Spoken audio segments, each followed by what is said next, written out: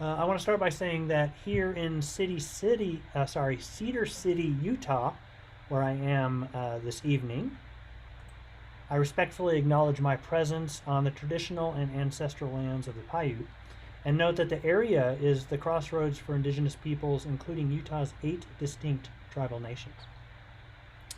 So I want to thank you for joining us this evening on what might be for some a warm summer evening.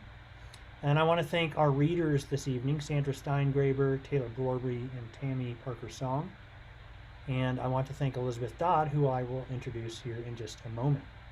I'd also like to really thank the Michael Donnelly Faculty Award at Kansas State University for sponsoring tonight's reading and Q&A. If your connection becomes slow, you may want to turn off your video. In all cases, I ask that you remain muted, but you're welcome to post your questions and other positive feedback in chat, and we'll open it up to audio questions after the reading as well.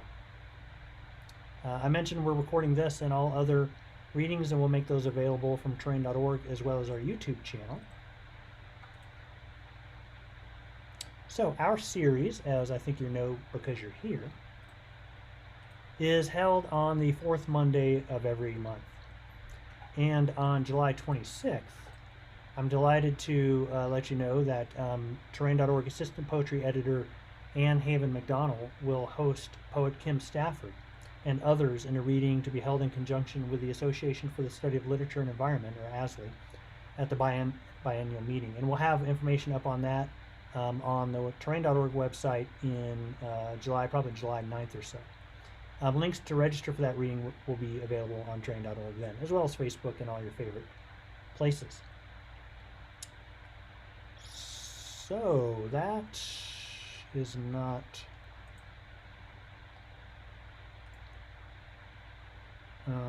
hold on.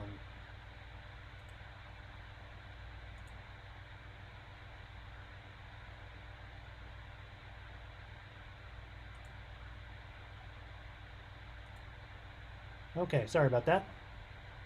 Thought I had set that earlier. So let us continue here. Again, my name is Simmons Bunton. I'm the editor-in-chief of Terrain.org, and thank you for joining us this evening. I will be posting book links in the chat in support of our readers this evening from their books, as well as from some of their contributions to Terrain.org. If you missed those or want to find other books by tonight's readers and other Terrain.org contributors, hop on over to the bookshop page at bookshop.org/shop/terrain.org, or find the link under About in the Terrain.org website navigation. As a reminder, please keep yourself muted this evening unless you're reading, and we know who the readers are. So finally, a word about Terrain.org. We are the world's first online environmental journal, publishing since 1998. We are an all-volunteer organization that doesn't charge to access our content, nor charge to submit, nor contain advertising. Indeed, we are run by the power of goodwill and dedicated weekends and evenings. And we are run by donations from good folks like you, who are welcome to donate online at your convenience at terrain.org/donate. So thank you for your support and for being a part of the Terrain.org community. Now, let's turn to the reading, followed by Q&A. So please post your questions in the chat area, and thanks again for joining us. It's my pleasure now to introduce tonight's host, Elizabeth Dodd. Elizabeth is the nonfiction editor at Terrain.org. She teaches creative nonfiction, poetry, and literature and environment courses at Kansas State University, where she is a university distinguished professor. She's the author of 6 books, including Archetypal Light, Poems, and Horizons Lens, Essays. With Derek Sheffield and yours truly, she is the co-editor of Dear America, Letters of Hope, Habitat, Defiance, and Democracy, a collection of poems and essays and artwork published in 2020. By the way, you can find Letters to America from Sandra Steingraber and Taylor Brorby in Dear America as well. Elizabeth's essay collection, In the Mind's Eye, won the Best Book Award from the Association for the Study of Literature and Environment. Her poems and essays have appeared recently in journals including Tin House, The Laurel Review, The Fourth River, the Iowa Review and Places Journal, as well as the anthologies Poetics for the More Than Human World and The Tallgrass Reader. And her essay, Isogloss, Language and Legacy on Mount St. Helens, which emerged from the Spring Creek Project's 2010 residencies in conjunction with the Mount St. Helens Science Pulse, will be reprinted in This Impermanent Earth, an anthology of environmental literature first published in the Georgia Review. To which I say, right on, Elizabeth. I remember that Science Pulse with Derek Sheffield and others, and I think Cheryl Fish has joined us tonight too. She was there. That was pretty awesome. Elizabeth lives in Flint Hills region of Kansas and serves on the Board of Trustees for the Audubon of Kansas. So now it is my pleasure to turn it over to Elizabeth Dodd. Thank you, Elizabeth. Thank you, Simmons. And the first thing I need to do is acknowledge that Simmons is coming to us from the road. He speaks of this organization as a lot of weekend and evening hours and volunteerism. And that's exactly what Simmons has led us all in. So thank you so much for being the tech guy from the Baymont. We couldn't do this without you. I am, as Simmons said, coming to you from the Flint Hills region of Kansas. It's the largest contiguous section of tallgrass prairie left in North America. And it's the ancestral home of many Native nations, including the Kaw, the Osage, and the Pawnee. Kansas occupies homelands of several tribal nations and is currently home to 4 federally recognized tribes: the Prairie Band of the Potawatomi Nation, the Kickapoo tribe in Kansas, the Sac and Fox Nation of Missouri in Kansas and Nebraska, and the Iowa tribe of Kansas and Nebraska. Thank you so much, all of you, for tuning in, and we will be turning and watching for your questions in the chat. So please do, as our readers read to us this evening, if comments and thoughts come to you, please put them in the chat and we'll come back and draw them back out at the end of the session. We look forward to having conversation with you. I promise we'll save some room for Q&A. Our first reader tonight is Tammy Parker Song. She's an essayist, a walker, and a therapist, currently living in New York City. She's been supported by fellowships at the McDowell Colony and the Island Institute in Sitka, Alaska, and her work has appeared in several journals, including the Baltimore Review, the New Ohio Review, Selkie Zine, and Cirque Journal. And one of her essays has been listed as a notable essay in Best American Essays 2016. She received an MFA from the Stone Coast program at the University of Southern Maine, and she has recently finished a Master's of Social Work just last month, I think. Her current writing project is an essay titled Towards a Sacramental Psychotherapy, and it explores the larger questions of how we can learn to treat both fellow humans and all living things as sacred when we have been bathed in capitalism since birth, and especially if we have a personal trauma history. Tammy's essay, The Fifth Direction, which also touches on these questions, was the winner of Terrain.org's inaugural Editor's Prize in Nonfiction. Welcome, Tammy, and will you please read to us?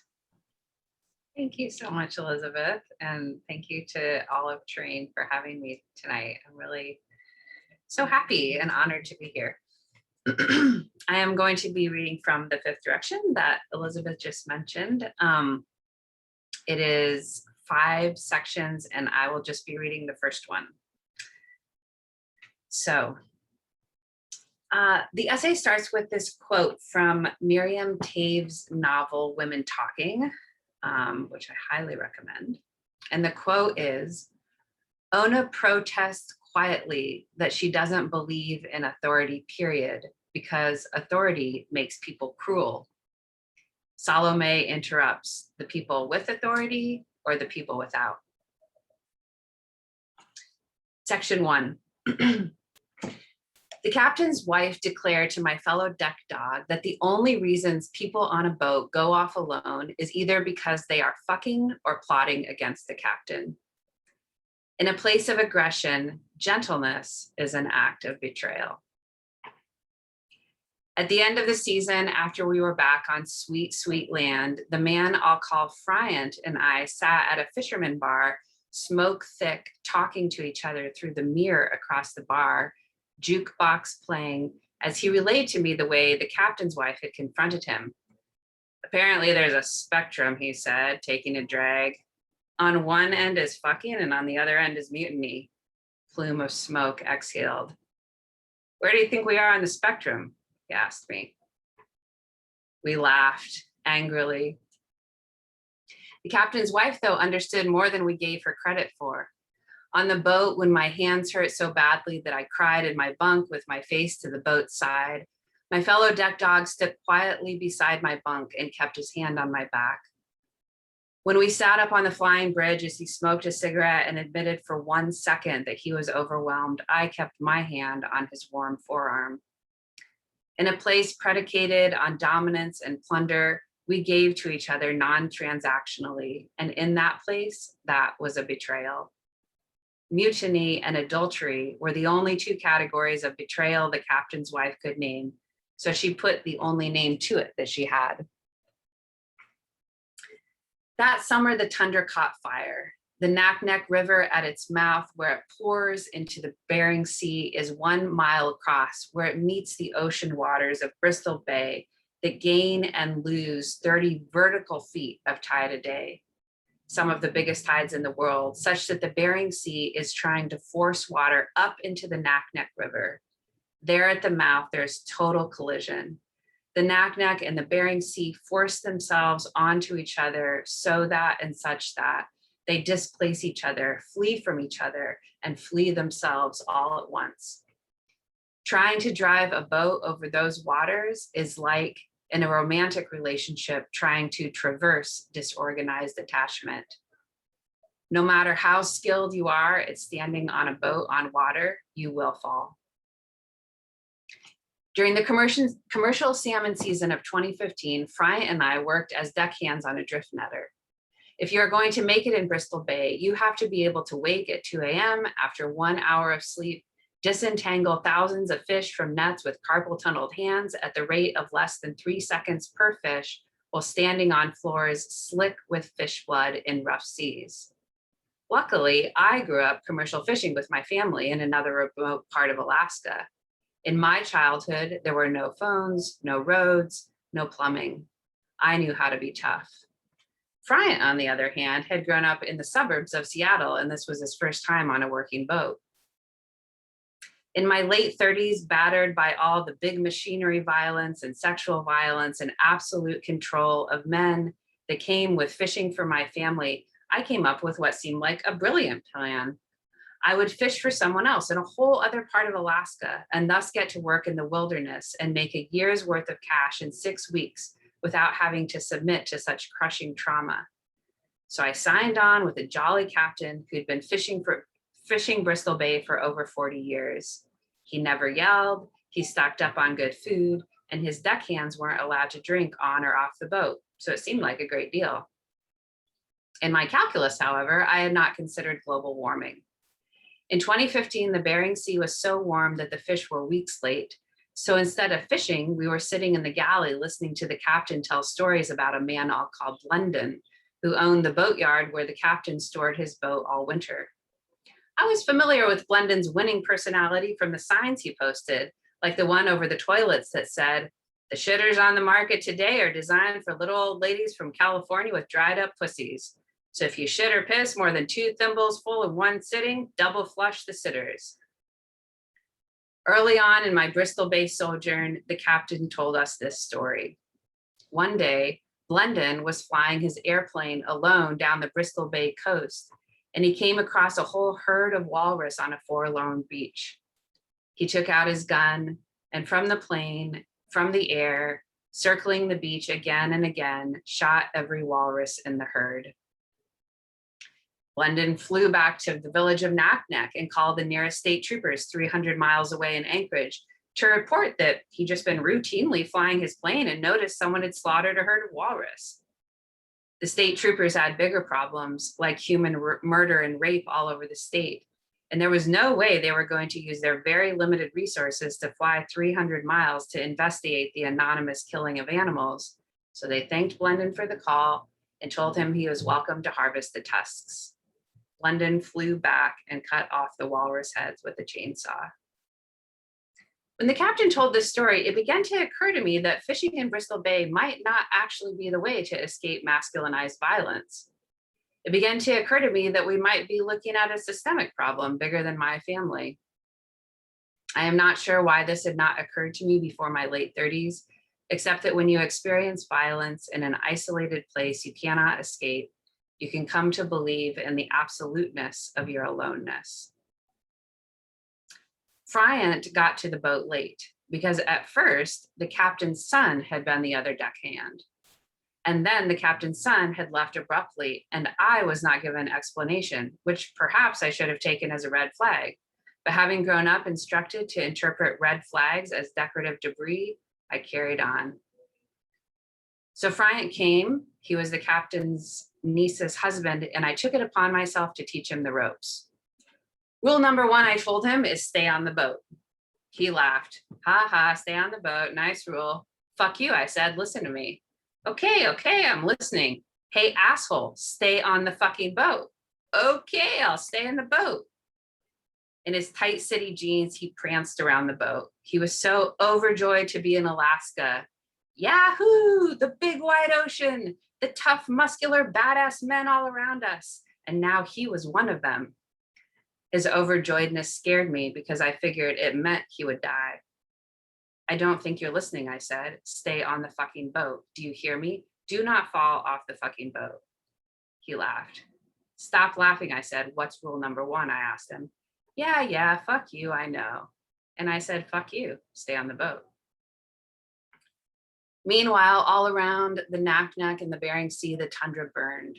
Sometimes the smoke around us was thick as fog. The tundra caught fire because there had been so little snow that year.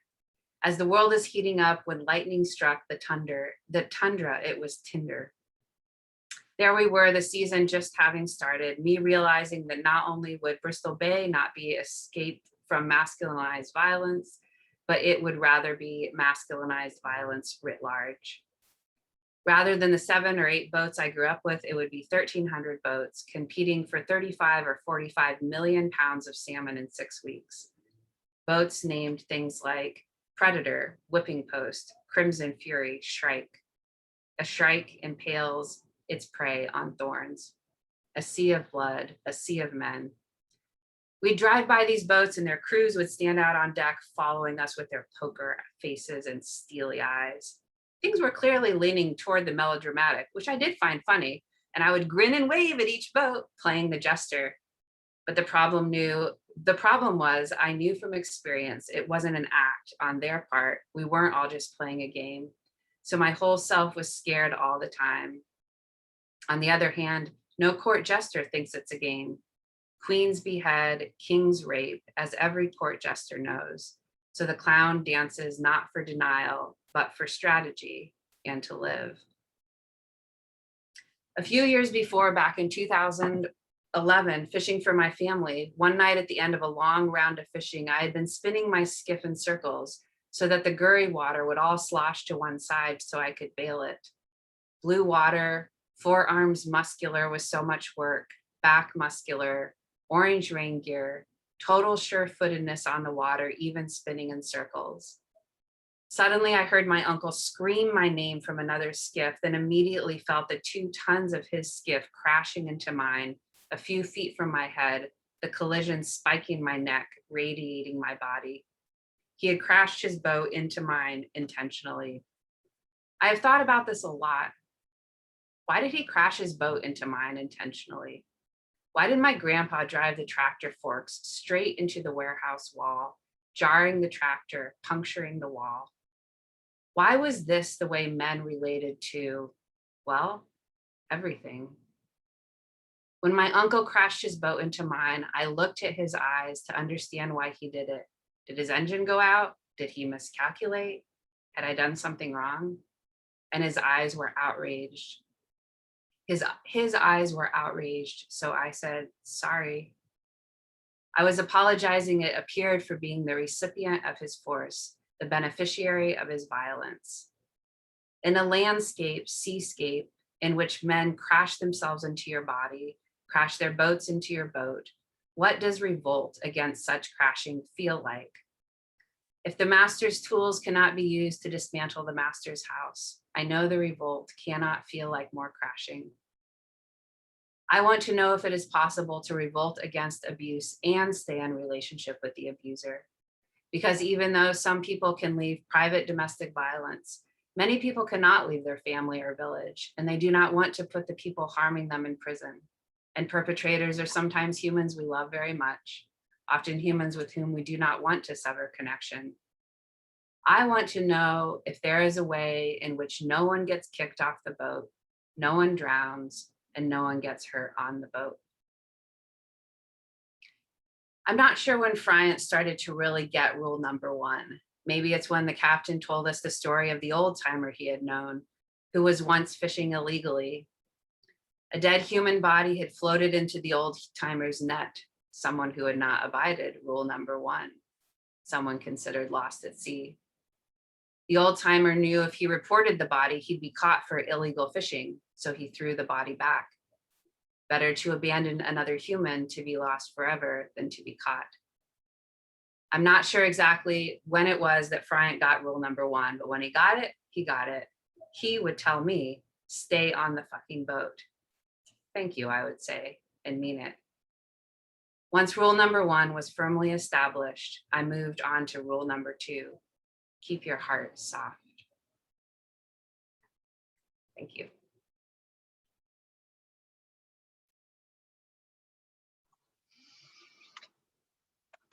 Thank you, Tammy. That was wonderful. And we pick up that second rule and go a long distance with it in the whole essay. So I think Simmons has already put the link in the chat, but it's a terrific essay to read the rest of. Let's turn next, please, to Taylor Brorby. Taylor is a member of the editorial board for terrain.org. He's the author of Crude Poems, Coming Alive, Action and Civil Disobedience, and he's co-editor of Fracture, Essays, Poems, and Stories on Fracking in America. His work has been supported by grants and fellowships from the National Book Critics Circle, the McDowell Colony, and the Stone Barns Center for Food and Agriculture, Mesa Refuge, Blue Mountain Center, as well as the North Dakota Humanities Council. Taylor's work has appeared in the Huffington Post, Orion Magazine, the Arkansas International, Southern Humanities Review, North Dakota Quarterly, and has appeared in numerous anthologies, including Dear America, Letters of Hope, Habitat, Defiance, and Democracy. He's a contributing editor at North American Review and serves on the editorial board of Hub City Press. Taylor regularly speaks around the country on issues related to extractive economies, queerness, disability, and climate change. He currently teaches environmental studies at Wofford College, and Taylor's next book, Boys and Oil, will be out in June of 2022 from Liverwright, W.W. Norton, and he will be reading to us tonight from that book. Taylor, please do. Thank you, Elizabeth. Thank you for inviting me to be a part of this series. These terrain readings have been so wonderful for someone who lives alone during the plague times that we all find ourselves in. So these have been such sustaining events for me personally, and I'm so honored to be reading after, Tammy's essay. Wow, I can't wait to read the rest of that. Thank you, Tammy, for that, and dear friend Sandra after me. So I've not read what I'm about to read in any public setting. I, as many of you know, have been working on a book for several years at this point, and you are about to hear the opening of it insofar as I have constructed it, with 6 weeks left to finish it before it's due to my editor. So the book, just to give you an arc of it, follows the growth of a single blade of grass. That's how the movements are organized. So it makes sense that the opening reading's title is soil. So here we are, something for Pride Month and the most beautiful bioregion on the planet, the prairie. My family destroys landscapes. Western North Dakota, eastern Wyoming, southern Montana, central Alberta. Coal, oil, natural gas. My story begins with the surface, with coal, with strip mining in northwest and south central North Dakota.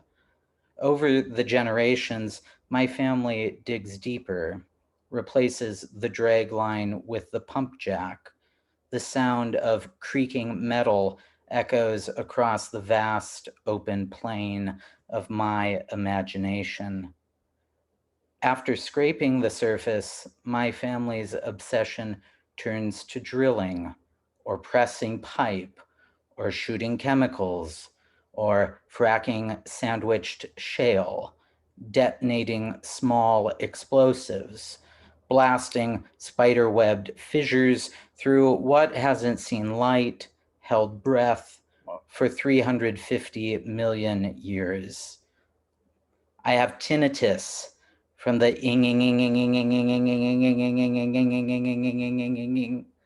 of my family.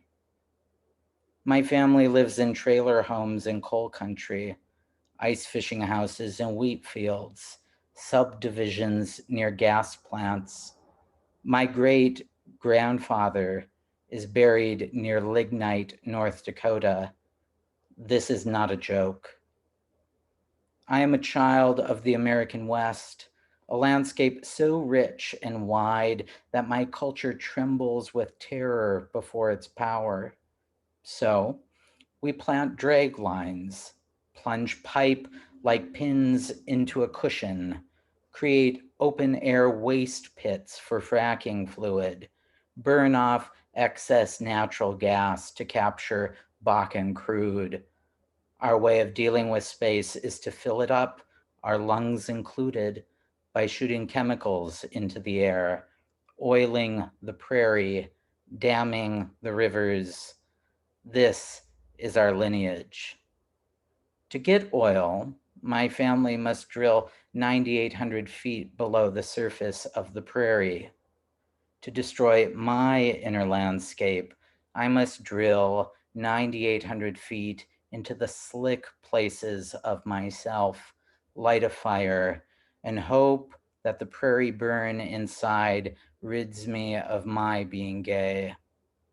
There are no lived stories of gay people where I come from, no literature of lived experience of gay people west of the 100th meridian.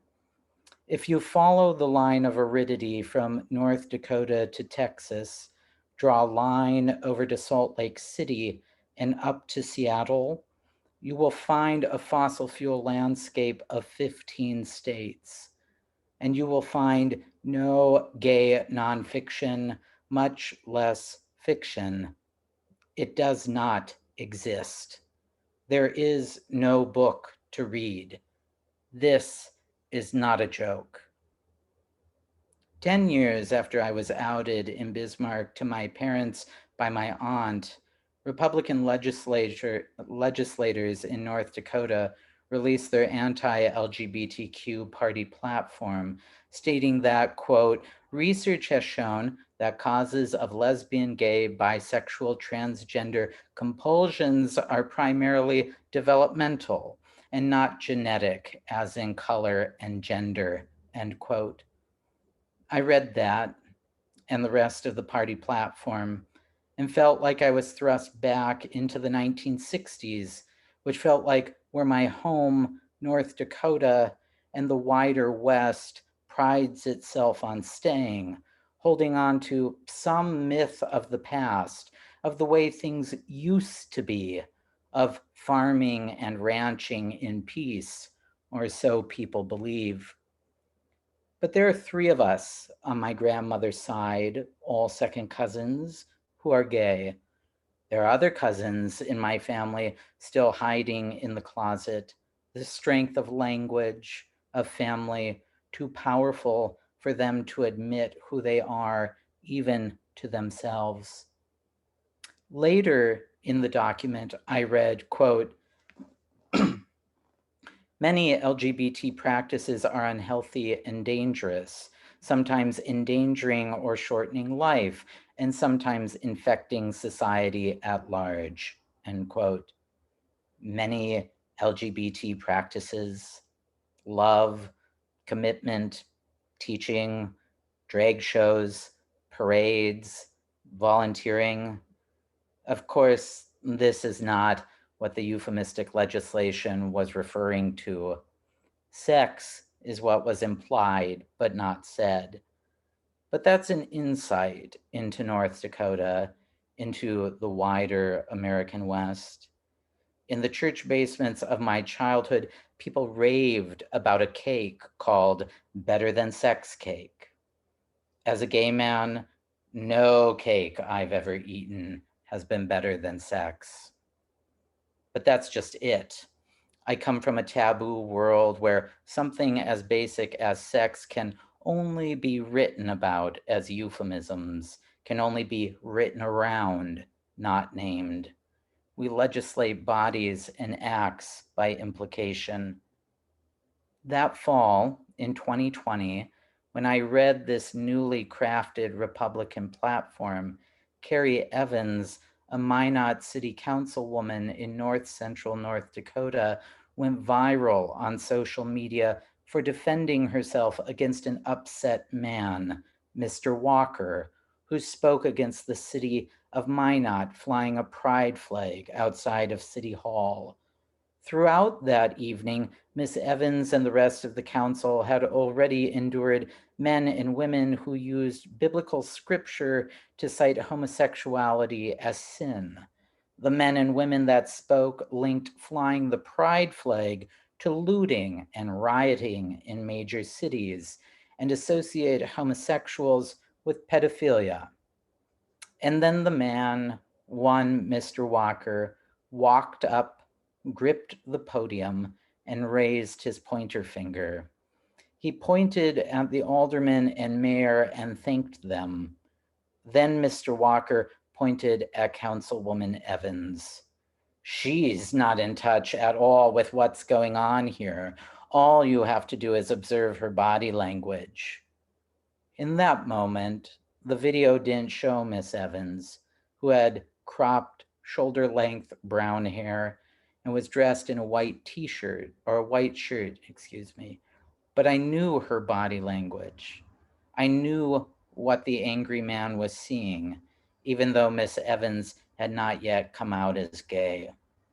I knew it because I know what it's like to be gay on the prairie, to wonder daily whether you will live or die because you made a slip, maybe came across as a little too gay, which would give permission to someone in straight America to hurt you. Mr. Walker asked Councilwoman Evans to share her thoughts on the pride flag, but before she spoke, he said, "When I've heard enough, I'll put up my hand." "But guess what?" she said. "You do not get to tell me when I get to stop speaking." "Well, I'm going to," said Mr. Walker. And then Councilwoman Evans began to speak. "I am proudly the first openly elected lesbian in North Dakota, so that is why I am not paying any heed to your crap. We the people, I am the people. I live in Minot. I am a taxpayer. I am a person." Her voice rose. I got a lump in my throat. It was a lump of fear. To live on the prairie is to be hunted. The prairie is a place of few trees, no mountains, small pockets of safety.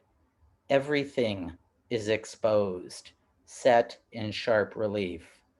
Mr. Walker responded, "Thank you for exposing yourself and your anger and your hatred." We expose ourselves in public. We legislate bodies. We expose lies. We come out of the closet. We are exposed to the elements. We die. There are more gay characters on television and in movies. There are more out actors than when I grew up in the American West in the 1990s and early 2000s. And now, especially away from urban areas like the plains, there is more risk. To have more gay characters, more out actors, more conversations about being gay helps violent people look for clues, even if they're stereotypes, for anyone in their communities who might be different. At the time of this writing, 40% of LGBTQ youth have contemplated suicide. And 40% of the youth homeless population is made up of LGBTQ youth. We are a hunted people. There will be more Carrie Evanses, and yet there will be more suicidal youth. The story of being marginalized will march on. The American West, culturally defined, is only good for what can be taken from it. Coal, oil, natural gas, water, trees, Indians, me. It is a dry landscape, and I am thirsty. I am thirsty for stories beyond closeted ranchers, boys left for dead on barbed wire fences, a pair of prepubescent lovers shooting and hanging themselves. Many may be surprised, but Brokeback Mountain and the Matthew Shepard murder are not relics of the past. The American West remains a landscape steeped in violence.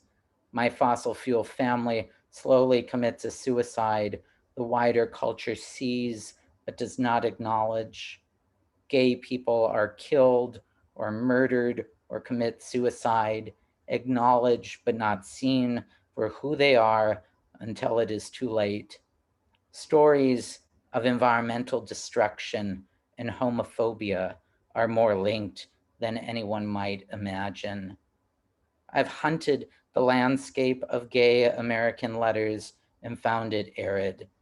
I am thirsty for a different story. Thank you.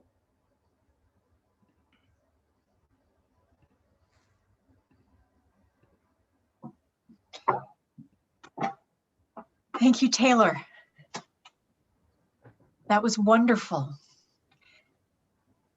That's the opening chapter or the introduction? It's all together. It's all together. It's all in the soil. Yeah. So powerful. So powerful. Thank you so much. I look forward to the whole book, and not soon enough. Our last reader this evening, biologist, author, and cancer survivor, Sandra Steingraber. She writes about climate change, ecology, and the links between human health and the environment.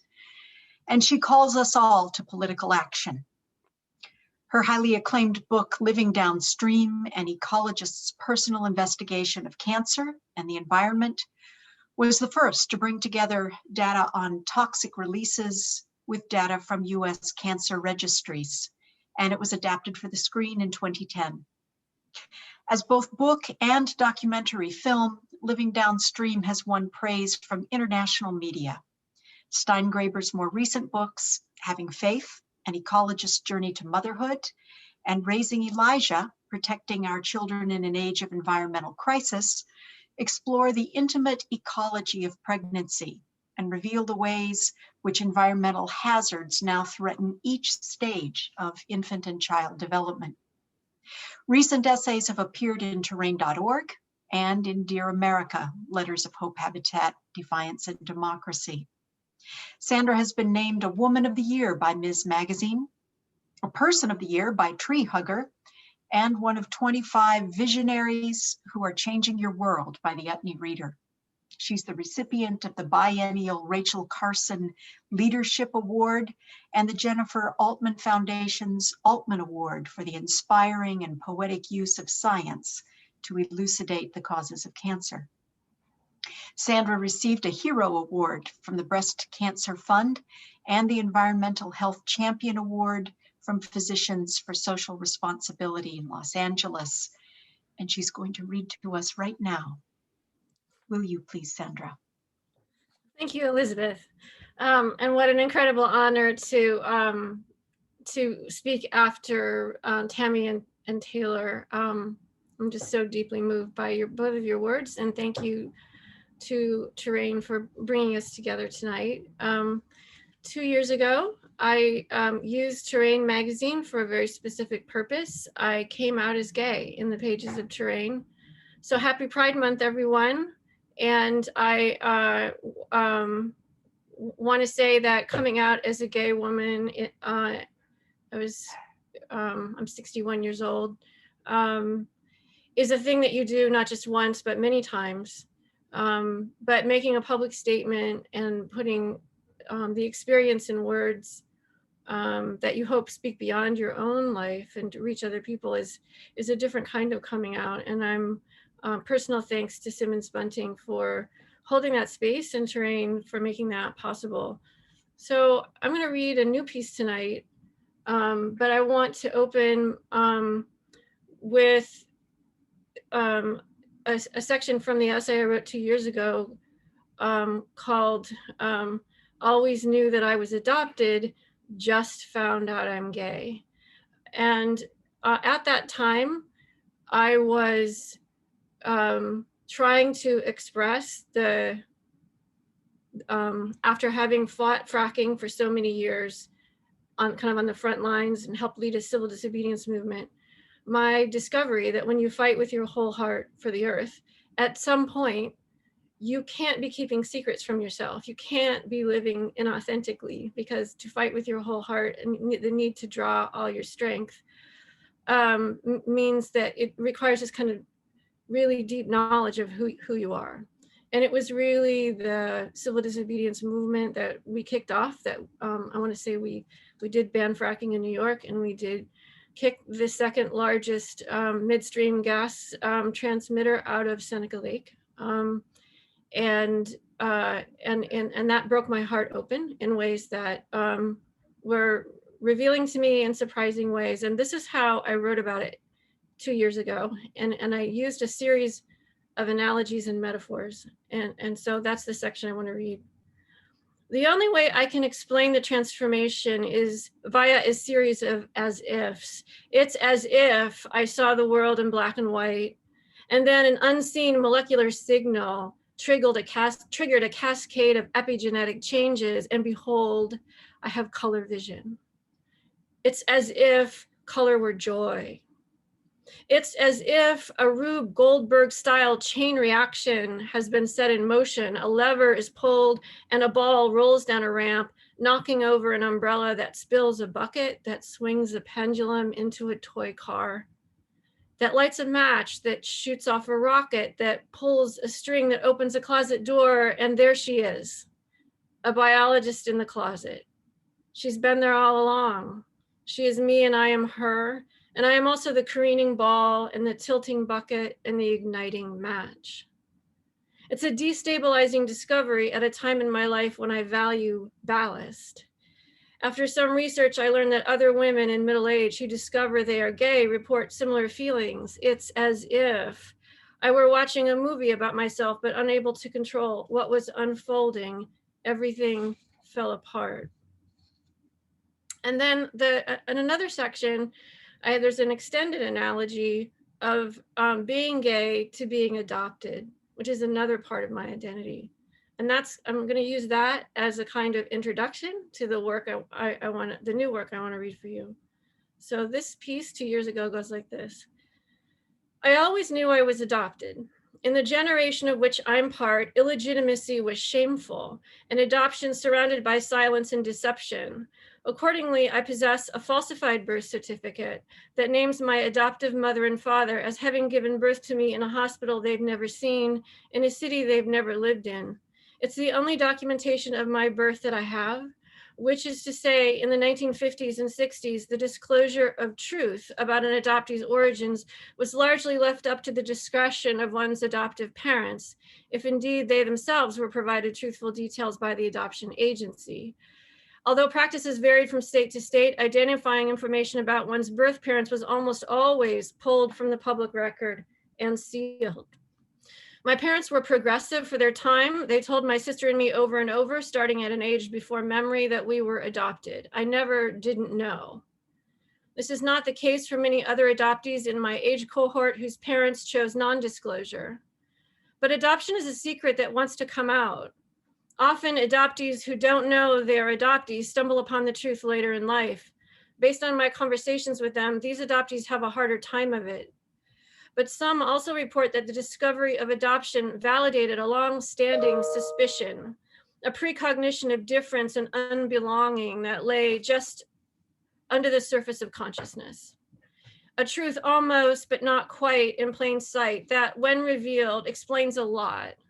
Either way, it's destabilizing.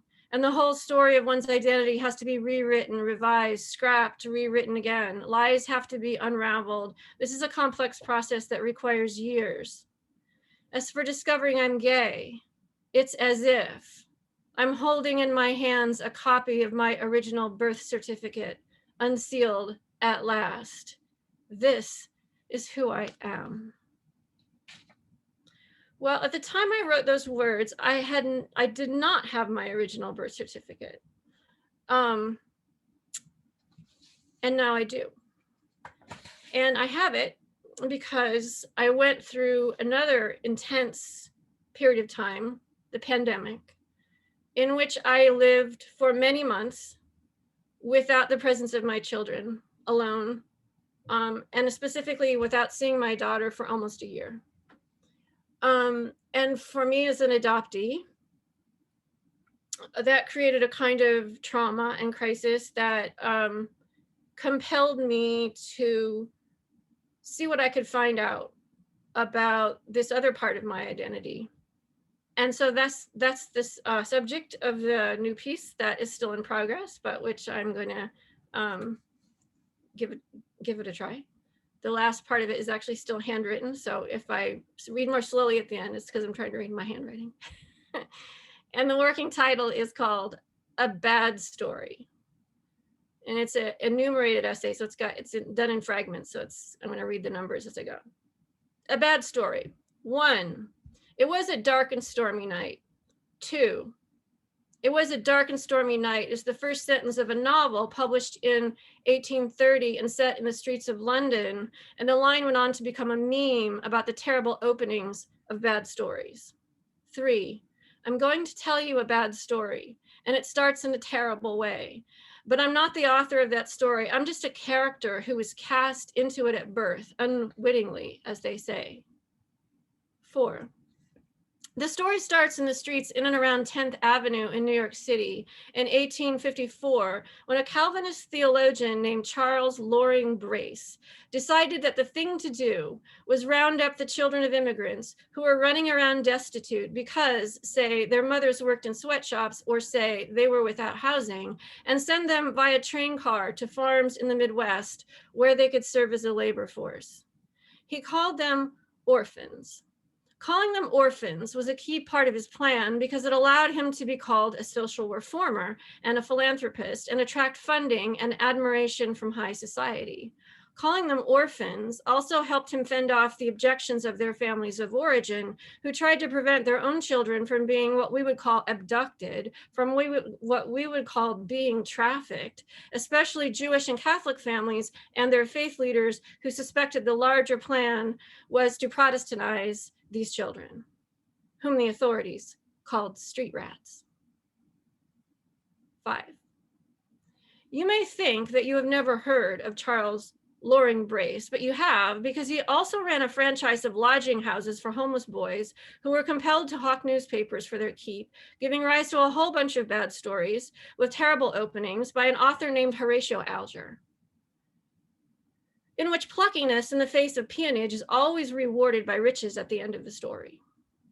Charles Loring Brace was good at marketing. Also, you can read about Charles Loring Brace in Wikipedia, where it straight up says that, quote, Brace's vision of migrating children to live with Western Christian farming families was supported by wealthy New York families. The first $50 was given by Mrs. John Astor in 1853. 6. So we pause here to say, fuck those wealthy New York families who helped underwrite the massive social engineering program that ultimately separated 200,000 immigrant children from their own families of origin all throughout cities of the Eastern Seaboard and jobbed them out with farm families in the Midwest who were expected to adopt them in a human experiment of forcible relocation using child subjects that is now known as the Orphan Train Movement, which extended from 1854 to 1923 and became a model for the US foster care system, of which Charles Loring Brace is considered the founder. And if you think that kids in rail cars and kids in cages have anything in common, I will not stop you from writing that chapter yourself. 7. Before skipping ahead, let's, in the tradition of bad stories, add a florid touch. Charles Loring Brace, who went to divinity school at Yale and whose best friend was the landscape architect Frederick Law Olmsted, believed that poor Catholic immigrants were genetically inferior scum and refuse of ill-formed civilization, which is a direct quote, and also stupid, criminal, and foreign, which is another quote. And he also said of Midwestern rural farm families, they have enough for themselves and the stranger too. It's good to keep in mind that the trope of the adoptee as the stranger at the family table by the guy who basically invented adoption in America puts us very close to compulsory gratitude that every adoptee in America, every one of us, feels like the weight of a Calvinist sermon coming down upon us. 8. It was a dark and stormy night. It had been raining all day and showed no signs of letting up. I decided to check the mail. 9. It was a dark and stormy night. Double vaccinated, I had just returned home from my first trip since COVID estranged us all from each other, and that trip was a visit to my double vaccinated daughter who had just graduated from college and whom I had not seen since almost a year ago. Almost a year ago, I was home again and I decided to check the mail. 10. My daughter, the first person I ever saw who was related to me by the thing they call blood, by the chapter they call the begats. And when she was born, I, undrugged and awake, I said, oh, look, she is the school picture of myself in first grade. And smitten and ecstatic, I named her Faith, and I would not let them take her out of the room, nor even out of my arms to run all their little tests. And all the dreams I had about this child while pregnant with her, a baby is crying in the woods, a baby is falling from the side of the boat, a baby is under the snow. Oh God, I left the baby in the library and now I am lost. All those dreams evaporated as soon as I saw her. 11. It was raining so hard the dogs refused to go out, but I wanted to fetch the mail, which had been piling up in the mailbox for days now, because the mailbox doesn't shut right and sometimes leaks. So I pulled on a jacket and headed out. And sure enough, the envelopes were damp. And when I looked down at the soaked one on the top of the stack, the return address said Illinois Department of Health. 12. I was born on August 27, 1959, in Champaign, Illinois, and for most of my life, those two facts are all I know about where I come from. Adoption is closed in the state of Illinois, as it is in most states. My amended birth certificate, the one issued after the Steingrabers showed up in court almost a year later, since almost a year ago, to petition to adopt me in a case that prompted previous documentation of my birth and my first months of my life as a ward of the state to be sealed by law. That document on file at the health department says that Catherine and Wilbur Steingraber gave birth to me in Champaign, Illinois in August 1959, which is a lie, as obvious as a train full of poor orphans headed for a better life on the farm, if only because Mr. and Mrs. Steingraber, to my childhood knowledge, never set foot in Champaign, Illinois. It was 3 hours from our house and we didn't know anyone there. But obvious lies are what the adoption industry traffics in. Everyone has their own reasons for believing them.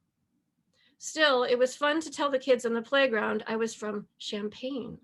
It sounded French and fancy, and unlike the names of all the other farm towns all around us.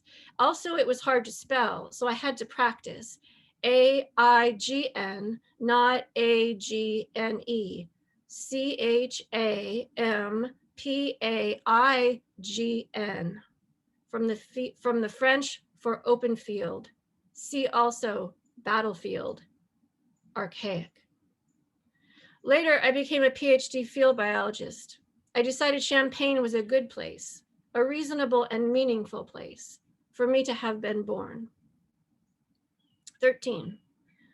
The baby fold in Normal, Illinois began in 1902 as a whistle stop along the orphan train route. Run by the Methodist Church, it helped the kids debark, cleaned them up, and took them to the church sanctuary where farm families could choose among them. The unchosen were put back on the train and headed further west. At some point, the women of the Methodist Church in Normal, Illinois noticed that the sickest and littlest ones were almost never picked up for adoption, and so they started an orphanage of their own, keeping the babies for themselves and eventually fostering them out along the way. Finally, the orphan train thing fell into disrepute over the lack of oversight and also the changing views on child labor, and ceased operations. With their supply line cut, the baby fold began seeking babies from impoverished unmarried mothers living within this rural farming community and the surrounding counties, including inside maternity homes. 14. I came from the baby fold. Its superintendent was the Methodist minister, William Hammett, and Reverend Hammett served as my legal guardian until my adoption was finalized at 11 months old. Where I was for the first 3 months of my life is not known to me, although I have sat across the table from the baby fold social workers, my file open before them as an adult woman with a PhD in field biology, and asked straight up how I came from Champaign to the baby fold, and when and was I fostered out or held in an institutional setting? And by the way, who was it that gave birth to me in Champaign, Illinois? And did she hold me in her arms and try to stop them from taking me out of the room, or not? But their policies require non-disclosure because, Sandra, reproductive choices are a private matter. 15. My adoption decree indicates that my birth mother's legal relationship with me was severed by court order when I was 8 days old. That's not the way relinquishment usually happens. That's all I know. 16. Right before I left to visit my daughter, whom I had not seen for almost a year, I wrote to the state of Illinois Department of Public Health and asked for my original birth certificate. 10 years earlier, in 2011, Illinois opened its adoption records, but with a hitch. Biological parents had veto power by preemptively sending a letter saying no. And so when an Illinois adoptee in the year of our Lord, 2021, requests their OBC, and encloses an application check for $15, they will either get it 6 weeks later, or they will get a letter saying your request has been denied by your parent. Big chance of being re-infantilized and re-traumatized all over again, so it took me 10 years to make the request, and something about not seeing my own daughter for 11 months made me finally write the check and find a stamp and fill out the form. August 27, 1959. Champaign, Illinois. 17. And now less than 2 weeks later, a reply was here, soaked with rainwater. But which was it, Lady or the Tiger? 18. I couldn't hold the letter. I dropped it. I picked it up. I thought the fingers of my hands would dissolve the paper. What if I lost it? Put it down. No, not there. What if it falls behind the piano? What if the copier ink has run? What if it falls off a boat? What if you spill coffee on it? What if it gets lost in a storm? What if you lose it under the snow? Open the letter. Don't rip the wet paper. What if it dissolves in my hands? What if it's written in invisible ink? Open the letter. I opened the letter and the words, certificate of live birth, flew into my eyes, and now I am sobbing. But I am not in my body anymore. I am up on the ceiling, calmly watching a 61-year-old woman in a rain jacket doubled over in her own living room, and she seems sad, or maybe she is happy, or no, likely she's just in shock. And the word is there. The word is live. She's seeing it, and the word is birth is there, and she's seeing that too. Put it down on the sofa. No, not there. Put it down on the counter. No, the dining room table. Just put it down. Okay, there is my name. There is my name. There is my name before my name. And there is her name, 21 years old. Put it down. Put it down. No, carry it. Hold it by the edges. No, hold it in the middle. And in the place of birth, it says not Champagne. It says the name of another city. Someone lied to me for my whole life. Why does this come as a surprise? Keep looking, keep reading. Name of the Father. There is no name by name of the Father. Instead, it says in handwritten block letters, name legally withheld. Except the word is misspelled. The word withheld has only one H in it. That's her, thinks the woman on the ceiling. She thinks she's the second H. She thinks she's the missing letter. She thinks she's that absence. It keeps raining. It will never stop raining. What does it mean to not be born in Champaign, Illinois? The one fact I thought I knew. What does it mean to confront the word withheld on your own birth certificate, your original birth certificate, as the storm keeps on coming like a train, keeps on arriving? Thank you.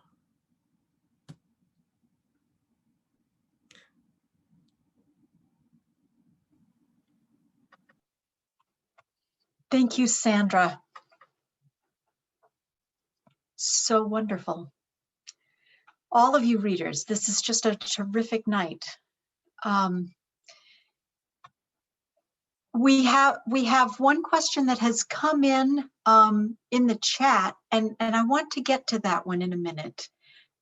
But I do want to ask first a question that I think might touch a little bit more closely, more directly on what Sandra just read to us tonight, as well as the other two readers.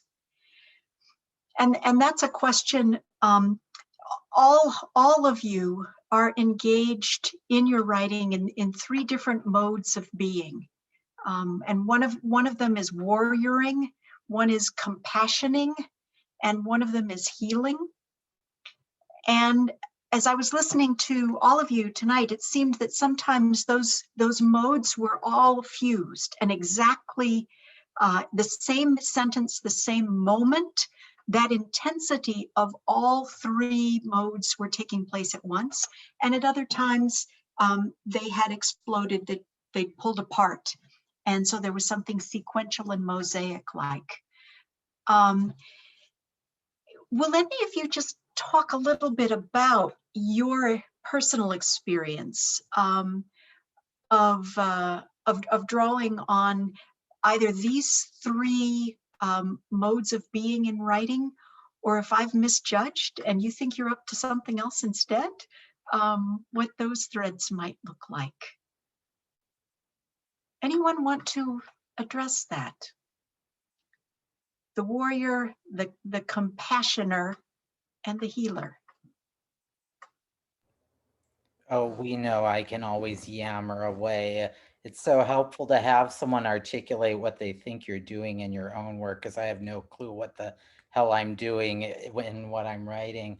I mean, this is a large concept you're asking us to talk about, Elizabeth, and I'm grateful for it. I think for me, how I think about it in terms of a writing sense, it all comes down through revision. You know, my ancestors blew ram's horns and went into fjords and people headed for the hills for days. So I'm like rooted to this warrior concept, and rage and anger is very easy for my little Viking self. But that doesn't always make for great writing. It doesn't mean you can't be angry in your writing or have moments of anger, sort of singing a high note of anger. I don't like being around someone who's only identifying as a warrior all the time, whatever that means. It's a hard line to hoe as someone who speaks with some experience there. I mean, I think just in terms of your example, this has been helpful in my writing process. In 2016, I went back home with my friend Carolyn Raffensperger, who's on this call, to the protest at Standing Rock before 2 weeks later getting arrested in Iowa over the Dakota Access Pipeline. I've been very angry for a number of years because of what was happening in my home state, and still is ongoing there, of course, as we're all seeing. You know, that leads to burnout. I mean, Sandra can speak to this even more than I can about what a life of activism looks like.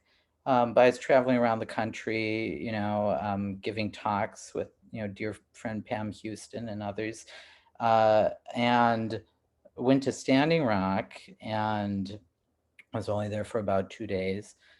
And at one point I was left alone in an open air tent, and this tiny little 6-year-old girl with a white t-shirt that had in glitter written the word love.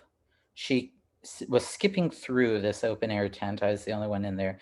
Got to my shoulder, pivoted, looked at me, stared me straight in the eyes, and said, "It's time to let go of anger." And then just skipped away. And that woman who had been in the tent with me earlier, when she came back, she said, "Oh, Taylor, about half an hour ago, a little girl was skipping around. She pointed to that tent and said, 'Someone in that tent is angry.'" I mean, it's a phenomenal thing. I mean, you're going to have to take me at my word that this is a true story. It's a real deep orienting story for me of thinking.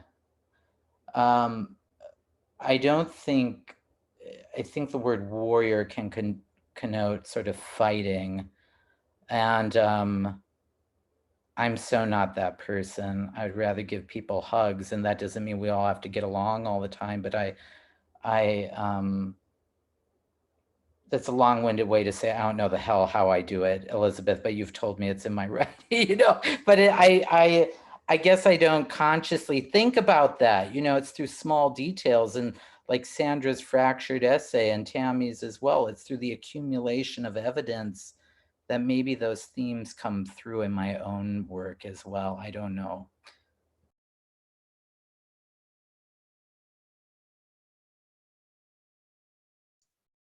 I really like the story about the little girl. I just will add like one thing, which is that I think this essay in particular, I am trying to figure some things out.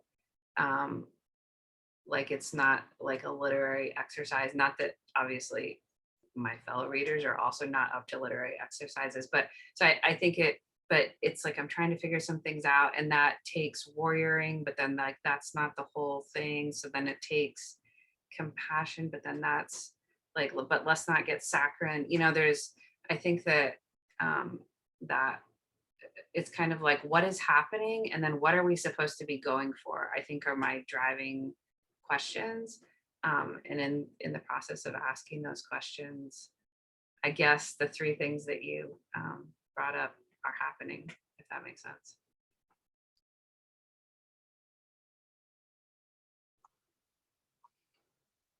Thank you both. Sandra, you are muted.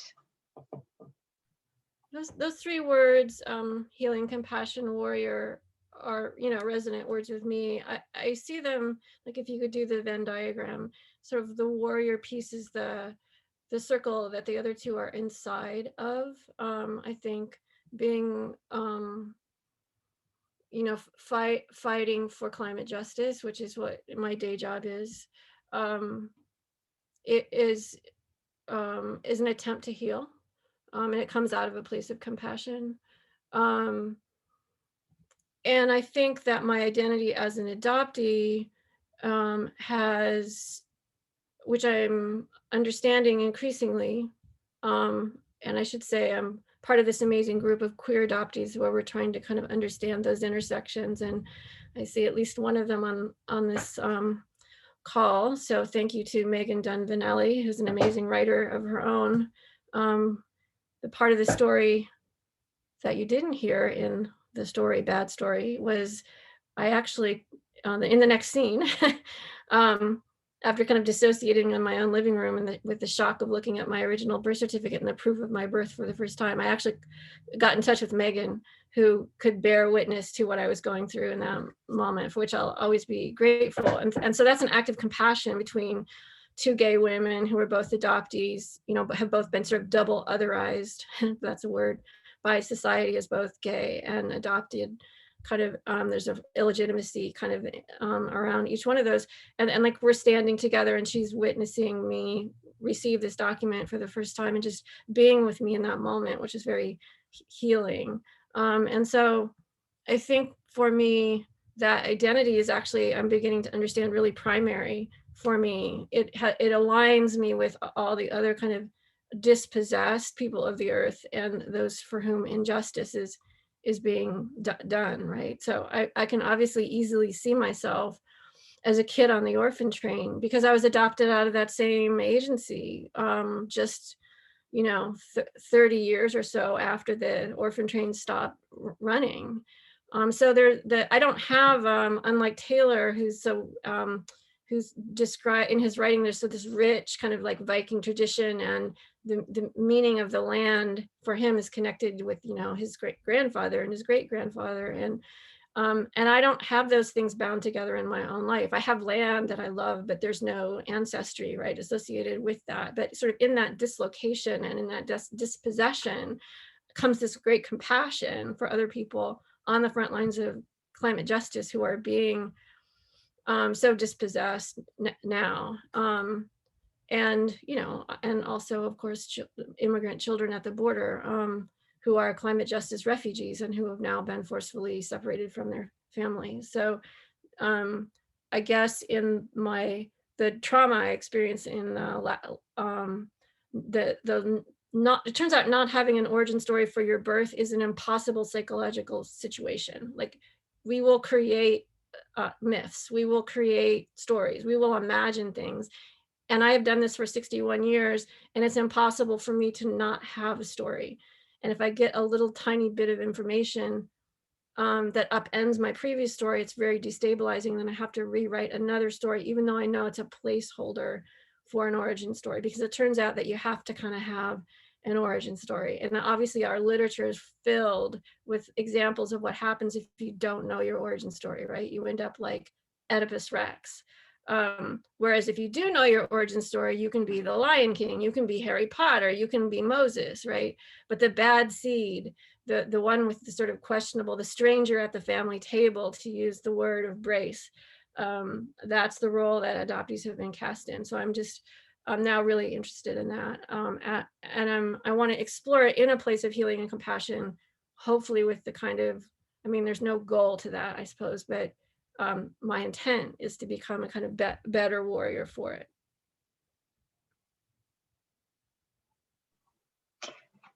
Wonderful. Thank you all.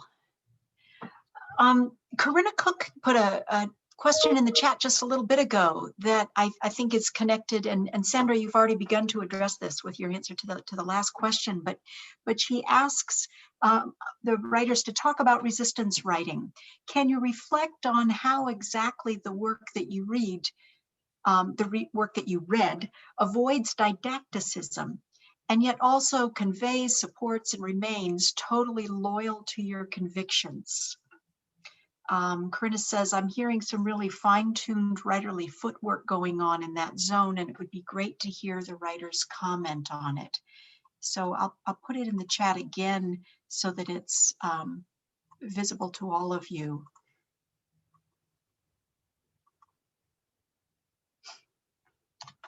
Voila.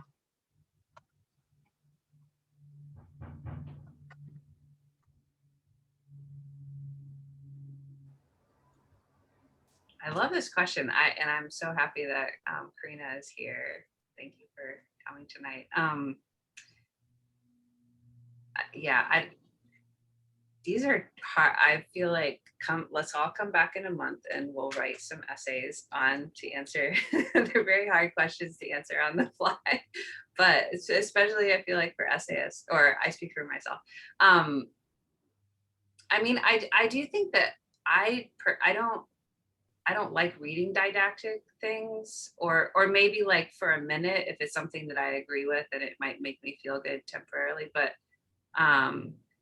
I also think I have the kind of sensibility that I just am constantly wanting to kind of undermine my own certainties. Just walking around, just like taking a walk, I'll be like thinking about something and then like, but wait, like there's something that feels aligned with I don't know, just the way that the world is irreducible and undistillable, that makes me constantly doubt my own certainties, I guess.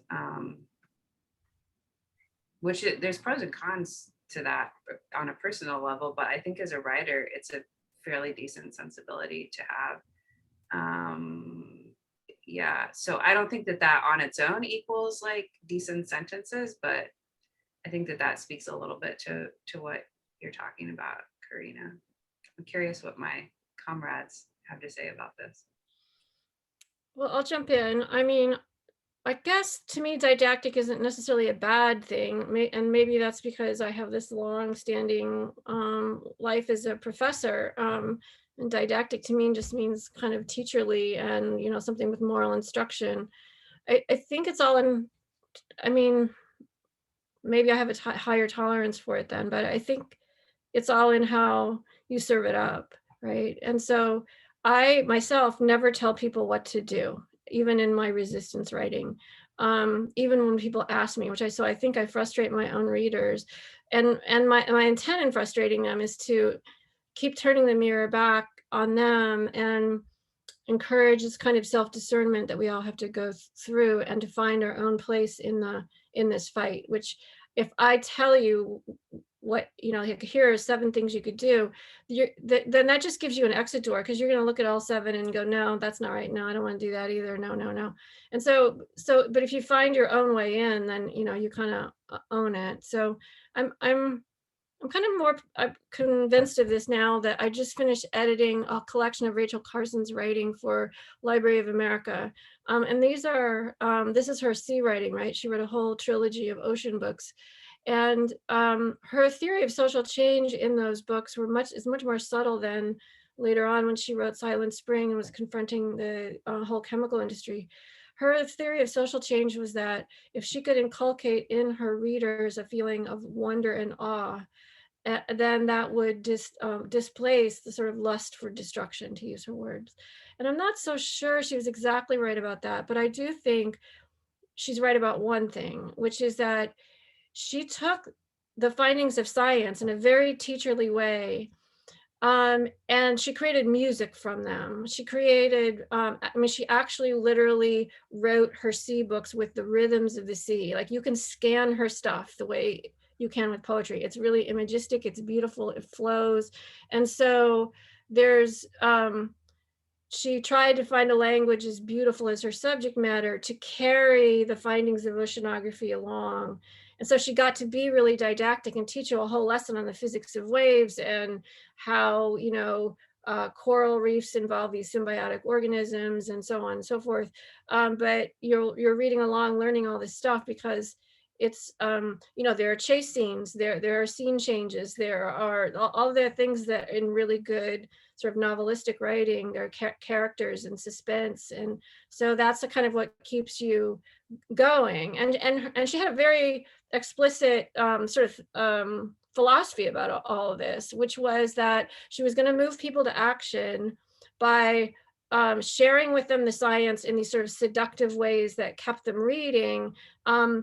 And she wasn't going to be emotional, but she did have an emotional intent, which was she wanted to, what she said, recreate the conditions that she was in when she was out there exploring, you know, whether she's doing a sea dive in the coral reefs or walking in the tide pools.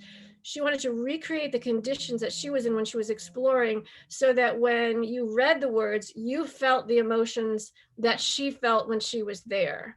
So rather than telling the reader about her own emotions and what she is feeling, she doesn't have any of that in there. She just recreates the conditions so the emotions are your own.